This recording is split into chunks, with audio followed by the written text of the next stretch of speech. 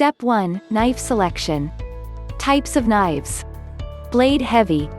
Handle heavy. Balanced knives. What specifications would ideally a throwing knife should have to start with? 1. It must have sharp points rather than being sharp from edges. 2. Corners that are rounded makes the knife more secure. 3. Thickness of the blade makes the knife sturdy. 4. The suitable weight of the knife should be nearing 200 grams. Step 2. Holding a knife. Hammer and pinch grip are recommended grips for beginners. Method to hold them are mentioned below. Hammer grip. 1. Your palms should be across the handle, also pointing towards the knuckles. 2. Cover the handle with your fingers beneath the handle with firmness, whereas the thumb should be positioned at the top. As the name suggests, the grip would be similar to how you hold a hammer. Pinch grip. 1. Grip the knife in between the index finger and thumb in such a way that your arm is of a straight extension. 2. 2/3 row of fingers that are beside your hand and thumb should be used to hold the knife. Professional method. 1. Your index, middle, and ring fingers should be placed at the center of the handle. Pinky finger can just be hanging at the end. 2. The opposite side of the handle is where your thumbs should be placed. Step 3. Stance about how to throw throwing knives.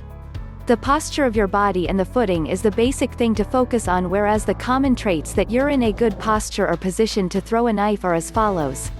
1. Calm body. One of the prime reasons why your throws could be inconsistent is when your body isn't calm and you're overthrowing. 2. Standing in an upright position. To hit the target straight with complete precision, it's imperative to stand straight. Step 4. Knife throwing techniques for beginners. 1. Half spin knife throwing technique. As a beginner, you should start with the technique of half spin throw because it is the best way to throw throwing knives. As a rule of thumb, you should be at a distance of 6 feet from the target in half spin throw, but you must try at different distances so that you can find the sweet spot. Keep the blade in front of your face and release the knife with a modest force. Exerting excessive force isn't required. A modest force would be sufficient for you to hit the target. 2. 1 spin knife throwing technique. This is a more advanced level of the best technique for throwing knives and needs more accuracy and skill as compared to the half spin method. The rule of thumb is you should stand at a distance from 10 to 11 feet from the target. Being a good thrower, you should find the sweet spot by trial and testing different distances. The blade should be in front of your face and a moderate force while throwing it is required.